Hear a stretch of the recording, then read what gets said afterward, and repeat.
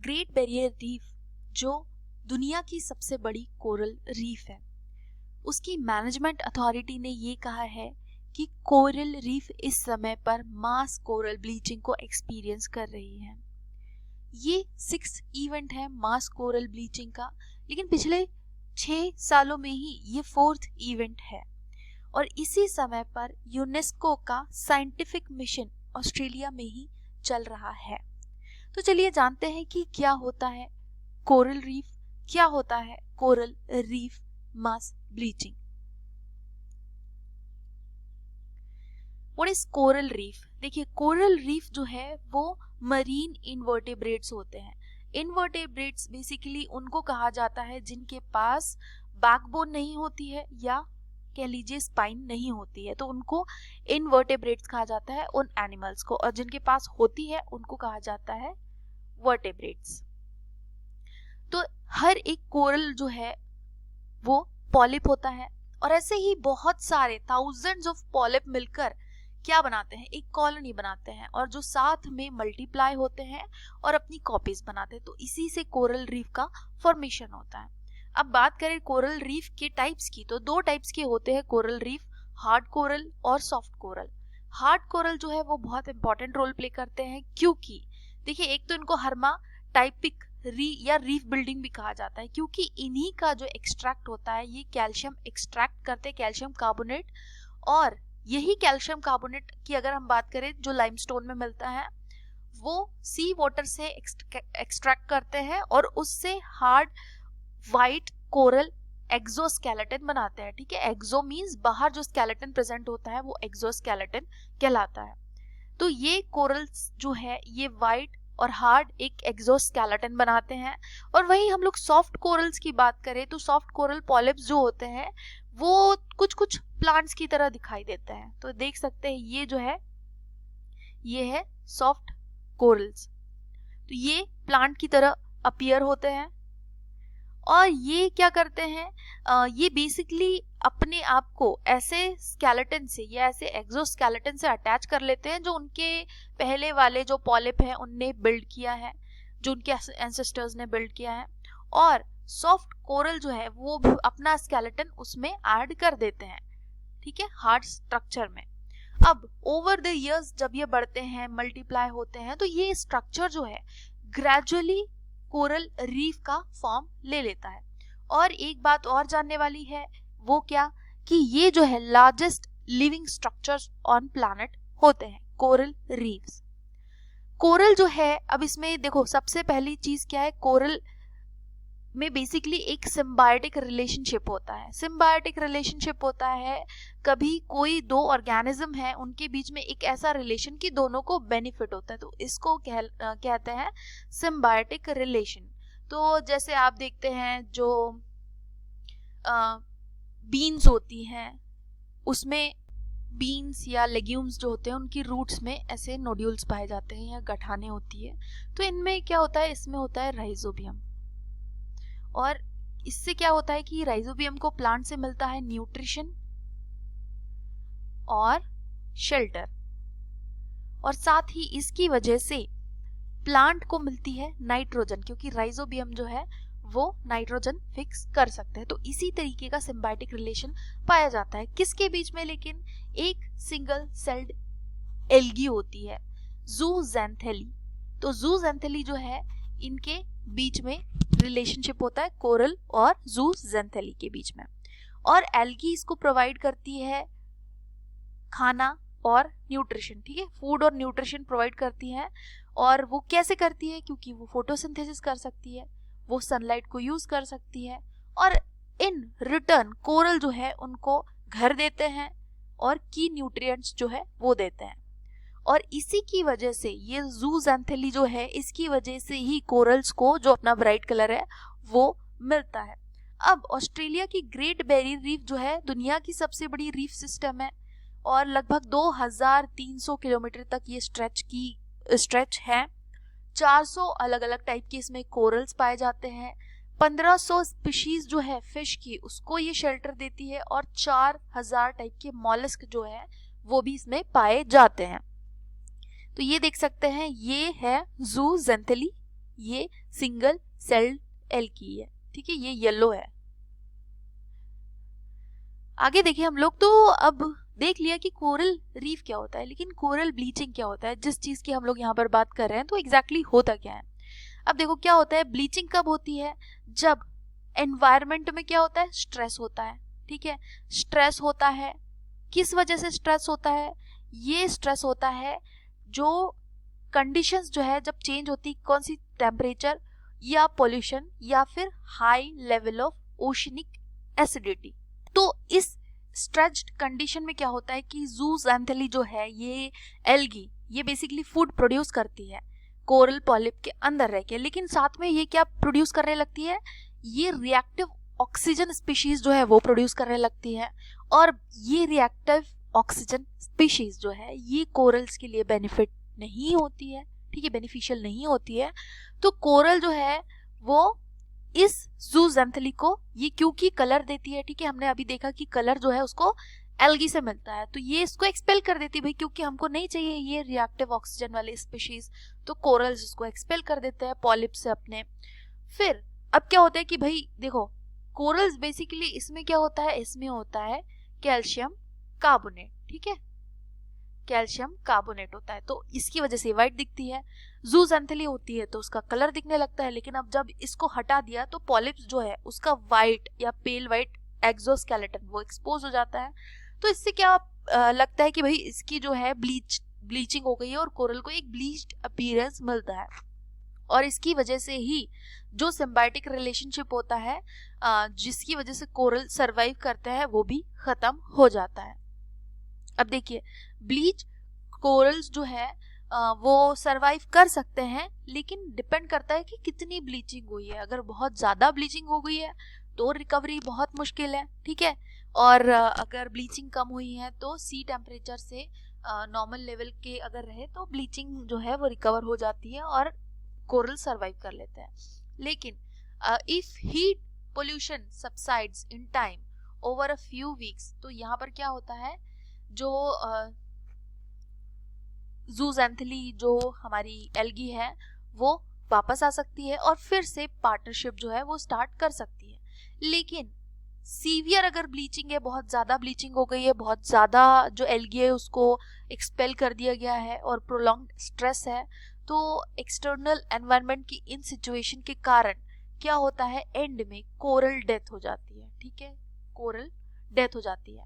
अब यहाँ पर कुछ डेकेड्स में, पिछले कुछ डेकेड से क्लाइमेट चेंज जो है वो बहुत ज़्यादा एक्सपीरियंस कर रही है coral reef, increased global warming ये भी हम जानते हैं, और कार्बन एमिशन जो है वो बहुत ज़्यादा हो रहा है, बहुत सारी बाकी ग्रीन हाउस गैसेस जो है वो भी निकल रही है, तो इसकी वजह से सी जो है उसका temperature is more than usual, जो ऑफ कोर्स कोरल रीफ के लिए ज़्यादा अच्छा नहीं है। अब बाकी सारे जो हम पॉजिटिव आउटलुक प्रोजेक्शंस देखें तो ग्रीन हाउस गैसेस जो है और सी टेम्परेचर को ये प्रेडिक्ट किया जा रहा है कि वो 1.5 से 2 डिग्री के बीच में बना रहेगा जो ये सेंचुरी एंड होगी तब तक, तो कोरल रीफ्स को जो है बचाया जा सकता है। अब पहली मास ब्लीचिंग कब हुई थी, तो सबसे पहले मास ब्लीचिंग जो है वो हुई थी 1998 में, ठीक है, 1998 में, जब अल नीनो वेदर पैटर्न जो है वो सी सरफेस का टेम्परेचर उसने ज़्यादा कर दिया था। इसमें 8% जो है दुनिया की 8% कोरल रीफ खत्म हो गई थी। सेकंड इवेंट जो है वो 2002 में हुआ था, ठीक है, और पिछले डेकेड में हम लोग देखें तो मास ब्लीचिंग जो है वो बहुत ही कम टाइम स्पेसेस के बीच में हो रही है, मतलब बहुत ज़्यादा फ्रीक्वेंटली हो रही है, और लॉन्गेस्ट और मोस्ट डैमेजिंग ब्लीचिंग इवेंट हुआ था 2014 से लेकर 2017 के बीच में। This started with reefs in Guam जो वेस्टर्न पैसिफिक रीजन में है, और उसको सबसे पहले अफेक्ट हुआ था, और फिर नॉर्थ साउथ पैसिफिक में, फिर इंडियन ओशन में, ठीक है। ग्लोबल टेम्परेचर की बात करें 2017 में तो थर्ड हाईएस्ट है दुनिया, सो फार जितना भी एक्सपीरियंस किया गया टेम्परेचर उसमें थर्ड हाईएस्ट 2017 में एक्सपीरियंस किया गया था। और 2014 से लेकर 17 तक का जो इवेंट था more than 3 times as many as a reef were exposed to bleaching. मतलब 98 में जितनी हुई थी ना, उससे 3 गुना ज़्यादा ब्लीचिंग हुई है 2017 में, मतलब 2014 से लेकर 17 के बीच में। अब 2021 की एक स्टडी जो है किसने की है, global coral reef monitoring network ने की है, बहुत ही बड़ा नाम है। जिसको कौन सपोर्ट करता है, जिसको यूनाइटेड नेशन सपोर्ट करता है। इसने बताया है कि 14% जो है दुनिया की कोरल रीफ वो खत्म हो चुकी है 2009 से लेकर 2018 के बीच में। और जिसका ज्यादातर कारण क्या है कि ज्यादातर केसेस में ये कोरल ब्लीचिंग की वजह से खत्म हुई है। अब देखिए क्यों मैटर करता है, हमने देख लिया कि भाई कोरल जो है वो एक बाकी ऑर्गेनिज्म की तरफ एक ऑर्गेनिज्म है, क्यों ये मैटर करता है। लेकिन ये जो है सिर्फ कोरल रीफ एक एनिमल नहीं है या एक एनिमल की स्पीसीज नहीं है, ठीक है, सिम्बायोटिक रिलेशनशिप होता है कोरल्स के और एल्गीज के बीच में, बट ये जो है इम्पोर्टेंटली लगभग 25% जो है मरीन बायोडाइवर्सिटी उसको सपोर्ट करती है, इंक्लूडिंग फिश, टर्टल्स, लॉबस्टर्स। और इसमें अगर हम देखें कि जगह कितनी लेती सी फ्लोर में, वो केवल 1%, 25% स्पीशीज को सपोर्ट करना इज अ बिग डील। तो मैराइन लाइफ जो है वो रीफ से सपोर्ट होती है, और इसकी वजह से जो जो ग्लोबल फिशिंग इंडस्ट्री है उसको भी ये फ्यूल करती है। और वेल्स जो है, बहुत सारी वेल्स भी कोरल पे डिपेंड करती है, और लगभग 2.7 ट्रिलियन एनुअल इकोनॉमी जो है उस कोरल रीफ सिस्टम से जनरेट होती है, जो उसकी गुड्स और सर्विस, ट्रेड और टूरिज्म सारी चीजें इंक्लूड करके 2.7 ट्रिलियन। ऑस्ट्रेलिया की बात करें तो ग्रेट बैरियर रीफ जो है प्री कोविड टाइम्स में उसने 4.6 बिलियन एनुअली जनरेट किया था थ्रू टूरिज्म एंड लगभग 60,000 लोगों को एम्प्लॉयमेंट प्रोवाइड किया था, इंक्लूडिंग डाइवर्स, गाइड्स, और aside from adding economic value. अब देखिए इकोनॉमिक वैल्यू तो सिर्फ ह्यूमन के लिए होती है, लेकिन ये एक एक्वेटिक लाइफ के लिए एक बहुत बड़ा सपोर्ट है, ठीक है। कोरल रीफ जो है वो स्टॉर्म्स और वेव से भी प्रोटेक्शन प्रोवाइड करती है। अब देख सकते हैं कि एक बार अगर खत्म हो जाती कोरल रीफ तो क्या वो हमेशा के लिए खत्म होती है? बिल्कुल नहीं। डेड रीफ जो है वो रिवाइव हो सकती है ओवर द टाइम, अगर वहां पर सफिशिएंट फिश की स्पीशीज हो रही है या रहती है वहां पर, और वीड्स, डेड कोरल्स, सारी चीजें जो है सफिशिएंट है। पर यहाँ पर लगभग 1 डिकेड का टाइम लगता है कोरल रीफ को फिर से स्टार्ट होने में। अब 98 में जो कोरल ब्लीचिंग हुई थी, ठीक है, वो रिकवर हो चुकी है ओवर द पीरियड।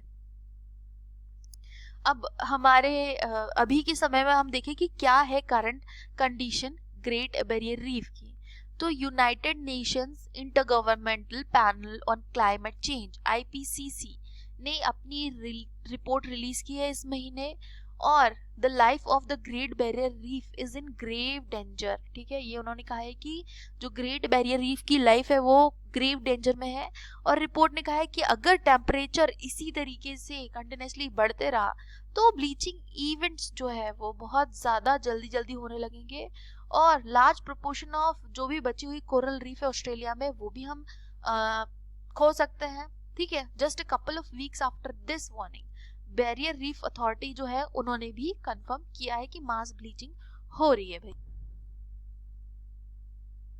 और अथॉरिटी ने कहा है it's a first that current bleaching event has occurred during La Nina weather pattern. देखो लानीना वेदर पैटर्न जो होता है उसमें बेसिकली जो बारिश है वो ज्यादा बढ़ जाती है, ठीक है, और जहां पर वार्म एरियाज जो है पैसिफिक ओशियन में शिफ्ट होते हैं वहां पर ज्यादा क्लाउड बनते हैं, रेन होती है, क्रिएटिंग कूलर वेदर।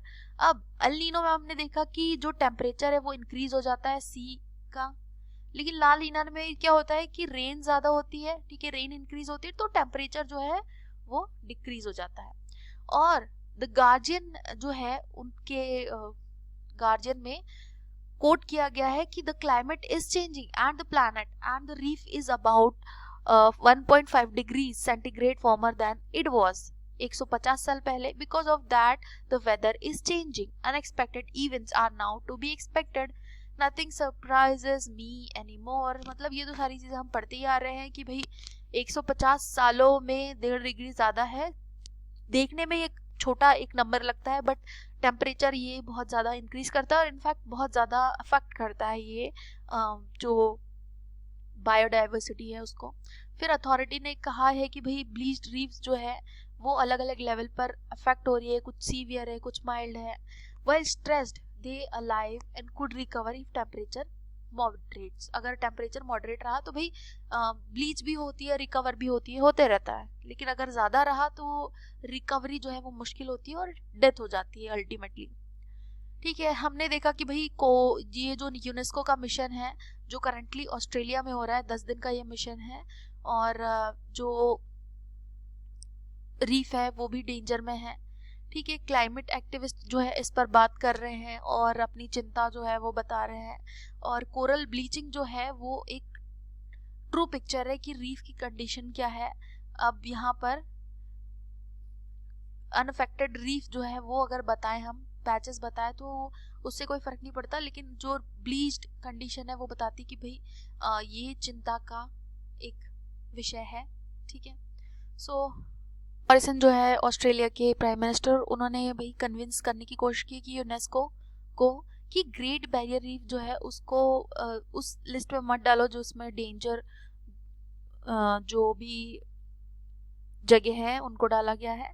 ठीक है, हेरिटेज एजेंसी ने पहले भी रिकमेंड किया है कि इसको लिस्ट कर देना चाहिए। 2015 में यूनेस्को जो है उन्होंने ये कहा था कि भाई बैरियर रीफ जो है उसको वर्ल्ड हेरिटेज साइट की लिस्टिंग में वो नीचे हो सकती है। ठीक है, ऑस्ट्रेलिया ने एक प्लान बनाया है रीफ 2050, ताकि जो रीफ है उसको रिकवर किया जा सके।